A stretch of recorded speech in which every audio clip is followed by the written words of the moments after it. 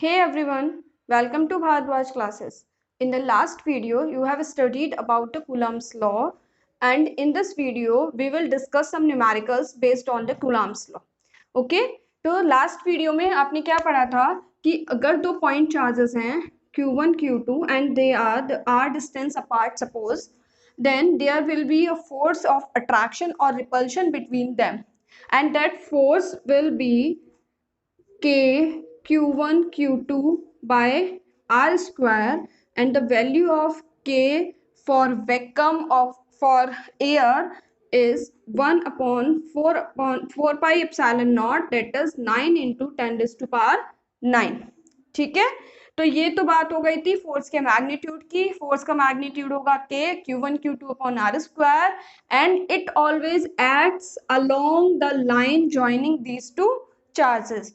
Okay, if they both are positive charges, then they both repel each other but along the line joining two charges, and if one is positive and one is negative, they will attract each other but along the line joining these two charges. Okay, तो अगर आपने ये last video नहीं देखा है तो आप इसको जरूर देखिए, इसका लिंक आपको डिस्क्रिप्शन बॉक्स में मिल जाएगा. तो आज स्टार्ट करते हैं numericals based on Coulomb's law. Okay,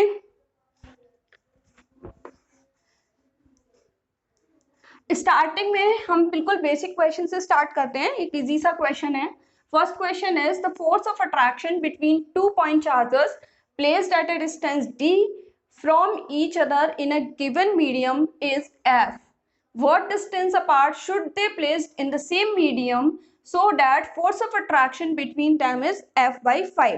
Means suppose दो पॉइंट चार्जेस हैं Q1 Q2 और इनके बीच की डिस्टेंस है D, एंड फोर्स जो लग रहा है force of attraction is F. Okay, then F क्या होगा? F is equal to K Q1 Q2 by D square. Okay, now अब वो क्या कह रहा है? What distance apart should they placed in the same medium so that force of attraction between them is F by 5. Means अब same medium में रखे but उनका जो सेपरेशन है वो आपने चेंज कर दिया. तो आप कितना चेंज करोगे कि उनके बीच में जो फोर्स है वो F by 5 हो जाए. तो suppose let new separation between two charges be d dash. Okay, now तो new force F dash will be medium same है तो k की वैल्यू सेम होगी k Q1 Q2 by d dash square, and this F dash is F by 5. it is given in the question. Divide कर देते हैं equation 2 divide by equation 1.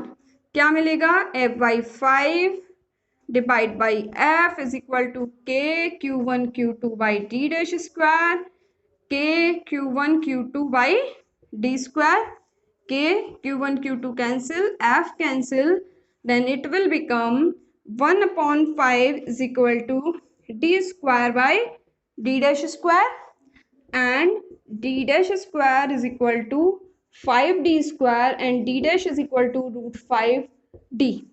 तो new separation जो होना चाहिए उनके बीच में वो क्या होना चाहिए?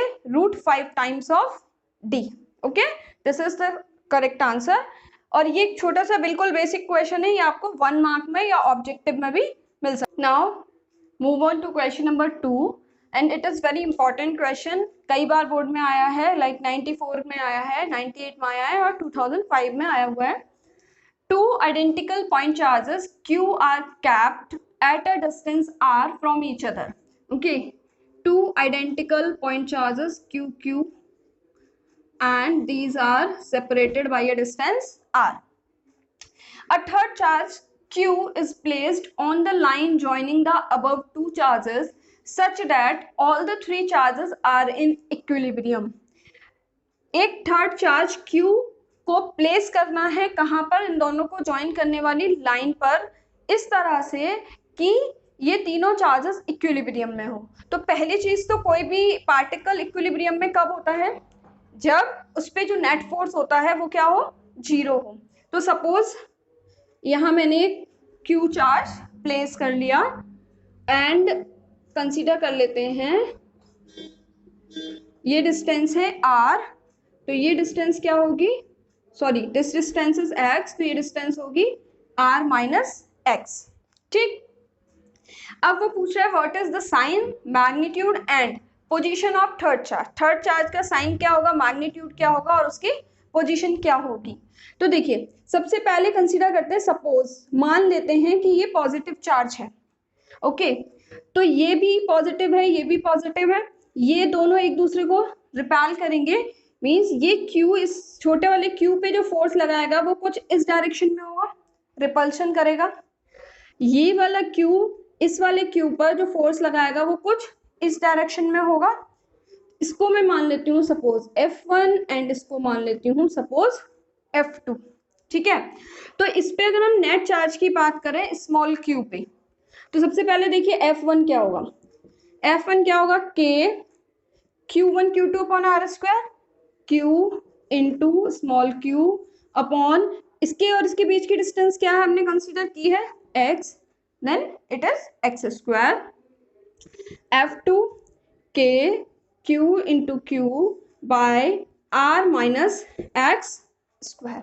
ठीक है, अब देखिए F1 एंड F2 दोनों कैसे हैं, अपोजिट डायरेक्शन में हैं, और जब चार्ज फोर्सेस अपोजिट डायरेक्शन में हैं तो हम क्या करते हैं उनको वेक्टर जो लॉ है आपका, तो नेट फोर्स क्या होगा वेक्टर लॉ के अकॉर्डिंग F1 माइनस F2 और F2 minus F1 because they are in opposite direction.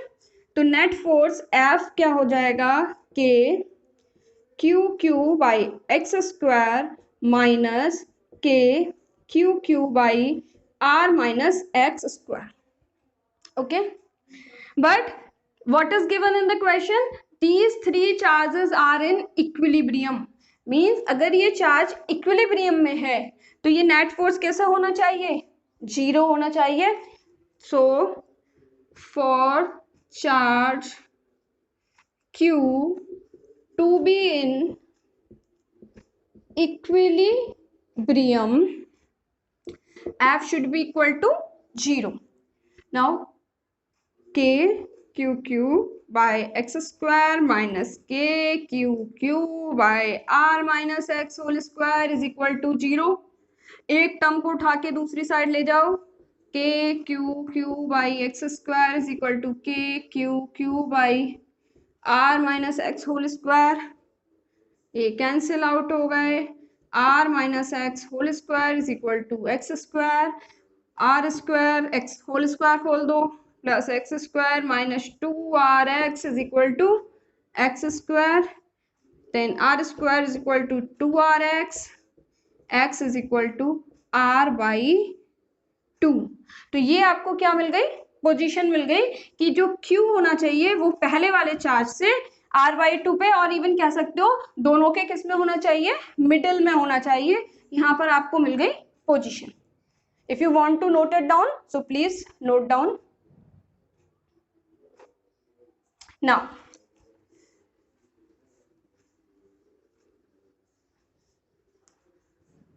Now we know that, यहाँ साइड में मैं नोट कर लेती हूँ x is equal to R/2।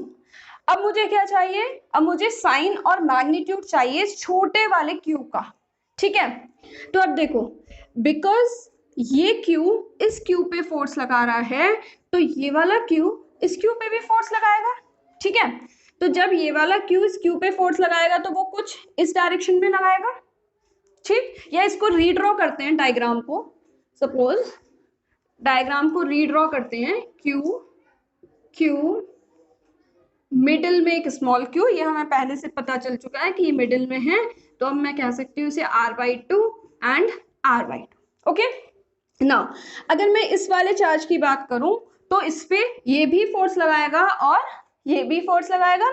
तो जब ये फोर्स लगाएगा तो ये कुछ, क्योंकि अभी तक हमने पॉजिटिव माना है तो ये रिपेल करेगा, और इसको मान लिया सपोज मैंने F1, और ये भी इसको रिपेल करेगा तो इसको मैंने मान लिया सपोज F2।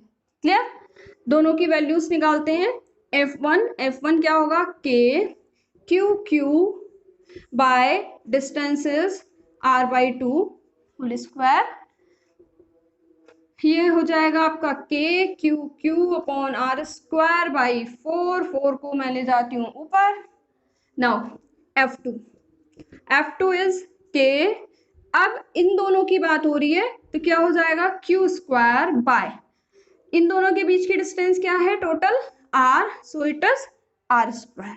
ठीक, first second. Now net force की बात करें। नाउ F1 F2 ये कैसे फोर्सेस हैं, सेम डायरेक्शन में है, एंड सेम डायरेक्शन में है तो आप क्या करेंगे ऐड कर देंगे, वेक्टर लॉ हमारा यही कहता है। तो F इज इक्वल टू हो जाएगा F1 plus F2। F1 is 4k Q by R square plus K Q square by R square. Now again 3 charges are in equilibrium, ये चार्ज भी इक्विलिब्रियम में है। अगर ये इक्विलिब्रियम में है तो इसके ऊपर नेट फोर्स क्या होना चाहिए, 0। So for Q to be in equilibrium, F should be equal to 0, 4k q by r square plus k q square by r square is equal to 0। एक टर्म को ले जाओ उठा के, 4k q by r square is equal to minus k q square by r square। एक q से एक q cancel and small q is equal to minus q by 4। तो यहां से आपको इसका साइन भी मिल गया, that it should be of negative sign, और इसका मैग्नीट्यूड क्या मिल गया q by 4। Okay, so now question number 3 is two similarly and equally charged spheres A and B repel each other with a force of 2 into 10 raised to power minus 5 Newton. There are two spheres, it is sphere A and it is B. These are similarly and equally charged. Okay, consider कर लिया, दोनों positively charge हैं और दोनों पे charge है Q। इन दोनों के बीच में जो फोर्स लग रहा है सिमिलर है, तो डेट मीन्स रिपल्शन होगा, एंड वो force of repulsion is given 2 into 10 raised to power minus 5 Newton. A third identical uncharged sphere C is touched with A and then placed at the midpoint between A and B. Calculate the net electric force on C. अब देखिए क्या कह रहा है कि एक C sphere लिया है जो कि अनचार्ज्ड है, उसको टच कराया है A के साथ और उसके बाद उसको प्लेस कर दिया इन दोनों के बीच में। ठीक है, देखिए ये चीज हमने पढ़ी थी कंडक्शन में फर्स्ट लेक्चर में इलेक्ट्रोस्टैटिक्स के। अगर आपने नहीं देखा है तो इसको भी जरूर देखिएगा, लिंक आपको डिस्क्रिप्शन बॉक्स में मिलेगा।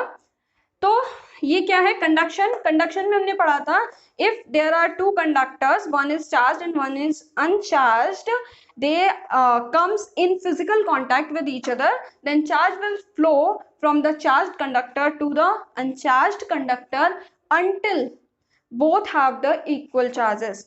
जब तक दोनों पे इक्वल चार्ज नहीं हो जाते तब तक वो क्या करते हैं, चार्ज फ्लो करता रहता है।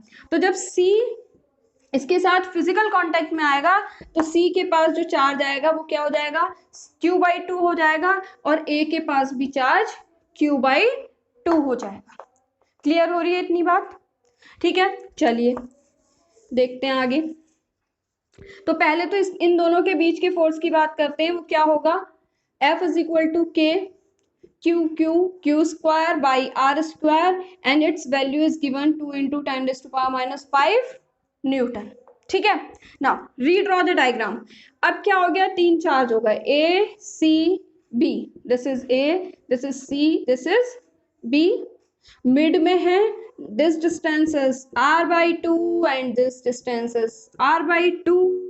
ठीक है, इस पे चार्ज है Q/2, इस पे चार्ज है Q/2, एंड क्योंकि B के साथ कोई टच नहीं हुआ है इसलिए B पे चार्ज है Q। ठीक है, अब क्या करना है आपको, C पे जब फोर्स निकालना है तो C पे फोर्स की बात करें तो A जो है वो भी C पे फोर्स लगाएगा, B भी C पे फोर्स लगाएगा, दोनों सेम है सिमिलर है, तो इसीलिए क्या होगा, रिपल्शन होगा कुछ इस डायरेक्शन में, सपोज इसको मैंने मान लिया FA। ठीक, ये भी इस पे फोर्स लगाएगा क्योंकि दोनों सिमिलर चार्जेस हैं, ये भी रिपेल करेगा और कुछ इसको मैंने मान लिया एफ बी। क्लियर? निकालते हैं मैग्नीट्यूड। एफ ए क्या होगा? F A is K Q by two into Q by two, Q square by four into R square, R is R by two, तो R square by four and it will be K Q square by R square. Clear? Now अब निकालते हैं F B. F B is K, इसका charge है Q by two, इसका charge है Q, it will become Q square by two upon R square, R is R square by four. F B is equal to जाएगा two K Q square by R square. Clear है? अब दोनों कैसे हैं? दोनों forces opposite direction में हैं। Vector law कहता है अगर दो फोर्सेस अपोजिट डायरेक्शन में लग रहे हैं तो उनका नेट फोर्स दोनों के मैग्नीट्यूड के सबट्रैक्शन के बराबर होगा। तो नेट फोर्स एफ हो जाएगा F B minus F A और F A minus F B, depending on the magnitude. जिसका मैग्नीट्यूड ज्यादा है नेट फोर्स उसी डायरेक्शन में लगेगा। देख रहे हैं एफ ए है K Q square by R square, F B है two K Q square by R square, F B is greater than F A, that's why net force is in the direction of F B. F B is two K Q square by R square minus K Q square by R square. क्या हो जाएगा? K Q square by R square common ले लो, two minus one, to minus one one, K Q square by R square, and इसकी value already पता है, K Q square by R square is two into ten to power minus 5 newton. ठीक है, this is the answer. Means जितना force पहले A और B के बीच में लग रहा था उतना ही फोर्स सी पर भी लगेगा, उतना ही नेट फोर्स सी पर लगेगा। So now question number 4 is, it's very good question. Two small spheres each having mass m kg and charge q are suspended from a point by insulating threads each l meter long but of negligible mass. If theta is the angle each thread makes with the vertical when equilibrium has been obtained. Means ये कुछ इस तरीके से suspended हैं और जब equilibrium में आते हैं उस टाइम पर ये जो दोनों थ्रेड्स हैं ये थीटा एंगल बनाते हैं वर्टिकल के साथ। ठीक है, तो ये चार्ज क्यू, ये चार्ज क्यू, दोनों के मास हैं एम। ठीक, तो अगर हम देखें तो इसमें एक वर्टिकली डाउनवर्ड फोर्स लगेगा एम जी। ठीक, इसके अलावा देखिए ये दोनों सिमिलर चार्जेस हैं, तो सिमिलर चार्जेस रिपेल करेंगे तो कुछ इस डायरेक्शन में ये रिपेल करेगा, तो ये एक आपका हो गया रिपल्शन।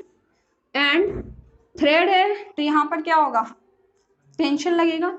ठीक है, कुछ इस तरह से। तो इस पॉइंट को मान लेते हैं suppose O, A, B and point C. ठीक है, क्लियर हो रही है इतनी बात? अब ये अगर इक्विलिब्रियम में है तो आपने लामीज थ्योरम के बारे में पढ़ा हुआ है, उसको यहाँ मैं अगर अप्लाई कर दूं तो क्या हो जाएगा? एम जी अपॉन, ये किस पे लगा हुआ है?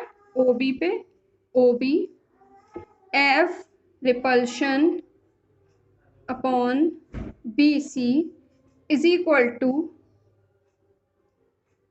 Sorry it is O C, vertically downward O C and tension T, और ये हो जाएगा ओ बी। क्लियर? कुछ ऐसे ही पढ़ा था। एम जी जिस डायरेक्शन में है वो आपकी डिस्टेंस हो गई ओ सी, रिपल्सिव फोर्स है उसकी जो डिस्टेंस हो गई वो हो गई आपकी बी सी, और टी जो हो गया वो हो गया ओ बी। ठीक है, अब जरा इस ट्राइंगल को अलग से बना लें।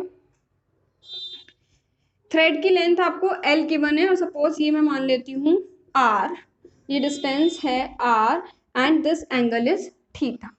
ठीक, तो ये एल है ये थीटा है, तो ये होगा एल कॉस थीटा और ये क्या हो जाएगा? L sine theta. क्लियर? चलिए जरा पुट करते हैं, M G by O C, O C, O C is L cos theta is equal to F repulsion upon B C, B C is R and B C is L sine theta t upon OB is L। Clear? इन दोनों को अगर मैं ले लूं तो क्या होगा, mg/L cos theta is equal to F repulsion is 1/4 pi epsilon naught Q square upon, इन दोनों के बीच की डिस्टेंस कितनी है, AB, which is twice of BC। इसको आप कह सकते हो twice of BC square upon में 1/L साइन थीटा। L से यहाँ L कैंसिल हो जाता है, it will become mg upon cos theta 1/4 pi epsilon naught Q square, 2 का स्क्वायर हो जाएगा 4 एंड BC है L साइन थीटा, ये हो जाएगा L square sine square theta into sine theta. Clear? Q square आपको फाइंड करना है, क्यू स्क्वायर होगा 4 pi epsilon not into 4 mg L square sine square theta into sine theta upon cos theta. Q square is equal to 4 pi epsilon naught 4 mg L square sine square theta into tan theta. ठीक है, यही हमें क्या करना था, prove करना था। Clear? तो आज ही हमने कुछ क्वेश्चंस करे based on Coulomb's law. I hope आपको समझ आ गए होंगे और आप बाकी के क्वेश्चंस भी ट्राई कर सकते हैं, अपने एनसीईआरटी एग्जांपल्स ट्राई कर सकते हैं, एनसीईआरटी एक्सरसाइज ट्राई कर सकते हैं जो कि बेस्ड है कुलाम्स लॉ पे। ठीक है, if you have any query then let me know in the comment section और you can follow me on Instagram and my Instagram handle is ineha paliwal. Okay, thank you.